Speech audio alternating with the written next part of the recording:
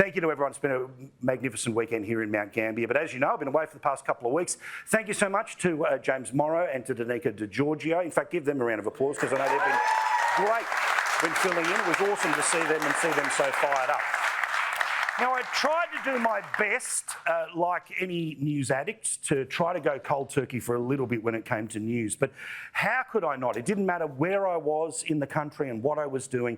I mean, people were just like the moon landing, just leaning towards screens to see the greatest Prime Minister of all time in his natural environment, communist China. The greatest Prime Minister of all time, of course, 6 days of building an important relationship, which begins with the traditional backside kissing of the Chinese leader. It then moves your way through to backside kissing of another Chinese leader.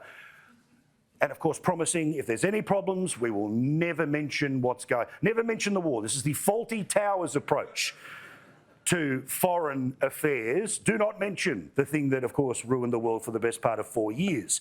But of course, as he was going around, you couldn't help but notice, geez, he was loving being able to walk in the steps of Gough Whitlam, right?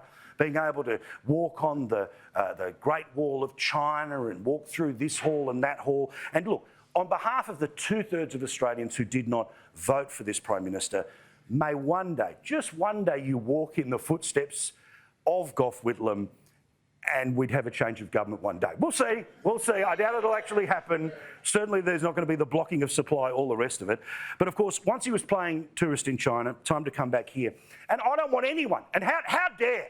And this again, I sat back for 2 weeks and I tried not to get the news, but I was getting angry because I couldn't believe the good citizens of Australia were beginning to notice the Prime Minister's gone on one hell of a victory lap since the election.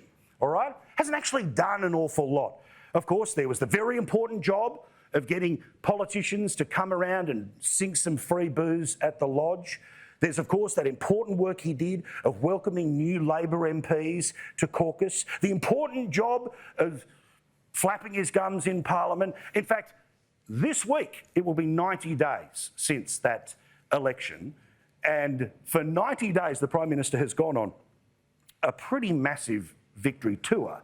Now, I think there's actually a little bit of science behind this. But again, can I just say, to anyone in this room, in Mount Gambier, in South Australia or anywhere else in the country who does not think that the past 90 days of nothing happening have not been just a wonderful celebration of a great leader, a leader that will be remembered forever, right? Just making sure in case he gets any Trump-like powers to cancel TV shows. I don't think that's happening just yet. But it did, though, bring me to this idea that this 3-month victory lap, again, there might be something a little bit more behind it. Apart from these endless nothingnesses that have happened on multiple days, there has, of course, been an absolute blitzkrieg of interviews that the bloke has done. Now, remember, we are talking about 90 days of the first 100 days of the second term. He's done 48 television or radio interviews. This is after Election Day. So it's like the campaign just kept on rolling. He, of course, has done 17 press conferences. And again, to those of us who show any doubt about the greatness in which the era we live in right now, please, some of the gold that comes from 48 interviews and 17 press conferences, behold, our dear leader. Just back onto anti-Semitism, Benjamin Netanyahu has weighed in demanding that you take all action to end hate crimes. Do you have any response to what he said? No, that's a matter for him. I'm joined now by the Prime Minister, Anthony Albanese, after his first question time of the second Parliament that you are the Prime Minister for. How did it go for you? Good to be here, PK. Well, it was exciting. An orator like Obama would love to be as able as to be as articulate and topic swapping as this Prime Minister happens to be. 48 different interviews. Seriously, thankfully it was my team that went back and had a look at some of this garbage that's happening. But again, I repeat, there is something a little more to all of this. You see, again, since the election, now 90 days, if you are lucky enough to follow any Labor MPs on social media, you will know that, of course, they are engaged in 4D chess, a form of communicating with the Australian public that's better than any interview or speech in the Federation Chamber could ever deliver. Again, just 3 examples of the greatness of which we are lucky enough. And thank goodness, after 2 weeks holiday, I get to get back and share the genius with you. We are talking hottest 100 Australian songs of all time with Australia's Paralympians. What is your favourite Australian song or your top 3 Australian of all time? Don't panic. And I got you some baklava. What? Yeah, take all of it. Vanilla? All of it. Oh my goodness. Yeah. Yeah, this is too much. No, Let's take all of it. reduce this by 20%. Okay. There you go. Take that. 20% off? Now that's manageable. Yes, I'm so proud of you, Cara. That is my girl. Oh my gosh. Look at the smiley face. There you go, Cara. That last lady is one of 150 odd people that write the laws of Australia. Just so you know, just in case any time in the next 3 years you're starting to go, geez, why don't they get small business, right? Why don't they get agriculture? Why don't they get the family? Why don't they get how regional communities feel? Now, again, I get it. There are certain people that play into this stuff, but are we honestly that dumb when it comes to the way we are presenting ourselves? Now, I'm not saying that about the MP. See, The Guardian, I know you had a whole 5,000 words just AI generated then. Sky News host calls Labor MP dumb. No, I didn't. It was the video that is very, very ridiculous. But I think all of this, again, I'm building to, that I think this is all part of a plan. And ironically, it is a plan that they will, of course, never admit, and it comes from a source of which they would never credit. Steve Bannon, the bloke who taught Trump how to be Trump when it came to the 2016 election, the man who, of course, is the war room, bang, bang, bang, message, message, message. He has a term which is called flood the zone. And that is what is happening right now. What is happening right now is that even though the Prime Minister, who has just been through a federal election campaign, that he won by the margin that he did, that he now has more seats in the parliament than John Howard did, or just around the same, as the revolution in 1996. More seats than Tony Abbott in 2013, right? More seats than Kevin Rudd. None of that is fun for me to say, but of course that is the reality. The reality of the preference system is that while 2/3 didn't vote one for him, the system results in the one where he is the leader. But what he has done is that by doing an interview a day, a press conference a day, a speech a day, a ceremony a day, or having MPs thumping away on social media, it means no oxygen to any opposition.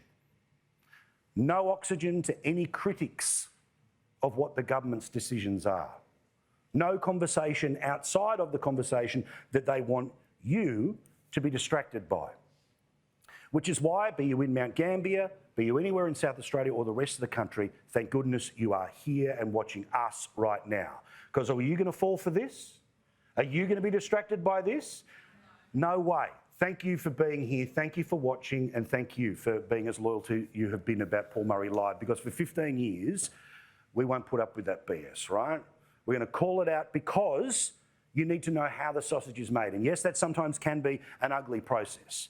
But it is the process that is playing out right now in Canberra, where they don't just want to be the government, they want to dominate. They want to dominate at a level where any criticism whatsoever is either considered to be too small, too detailed, too irrelevant, because they're trying to distract you with the, look, I've got my picture on a wall, or look, here's me being the Prime Minister having beers with everyone at the lodge. Here's me going on a 6-day overseas trip, which apart from anything else took an entire news week. Meantime, the debate amongst the opposition, of course, is going to be about whether net zero is the way to go or something they have to drop, like that hard right-winger Tony Blair has suggested countries like the United Kingdom do. So, of course, despite the fact that Susan Ley, of course, is the new leader, she's trying to either reposition or try to reconnect with some communities that look at the scoreboard, clearly change their mind or don't want to get involved in a conversation, right? Well, She's now trying to reach out to a bunch of business leaders to help her reach out to different people in different communities. She is doing what I said should be done straight after that election, which is don't just listen, but be seen to be listening, all right? And she's trying to build some bridges with the corporate world. Small business, again, is going to remain front and centre for her. All good things. But as you know, there are a lot of people, including many in this room and many that have bailed me up on the streets, who say the front and centre issue is net zero. That the opposition must pick the position that is not the position of the government for all of the reasons that have been argued uphill and down dale.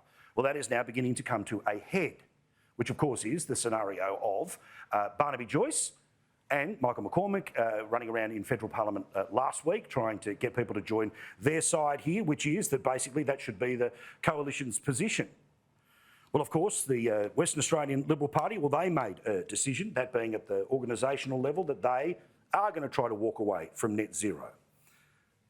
For those who say that is the only option for the government, okay, fine, fair enough. I hear all of the arguments. So I'm not sitting here in favour of the target. And certainly, as I've told you before, when it comes to the climate clock, Australia, 1% of the world's problem. But of course, once you get to China, Russia, India, the United States, the third world, 45 minutes of the climate clock are not playing with the same rules that are putting one hand behind our back. But let's also not ignore that if that ends up being the position of the Liberal Party, we know there's somebody waiting to pounce who's got more money than you and I do. Simon Holmes of Court said this weekend in the Financial Review that any decision to move away from net zero would essentially be punishable by the Liberal Party losing as many seats as possible closer to the cities. The maths is, of course, 76 seats is what you need. What will be fascinating to see this week is what happens in the Senate, because Pauline Hanson isn't just going to let everyone say things in interviews. Instead, they're going to have to vote. Let's see what happens when One Nation turns around this week, as they plan to, and have a vote to try to change those laws in and around net zero. How many Nats, how many Libs will actually cross the floor, or how many will have to stand with the hand behind the back? All of it will be fascinating. And tomorrow night on the show, when we're back to what we do normally, of course, none other than the wonderful Matt Canavan will be here to talk about, well, what he's going to do when it comes to the Senate.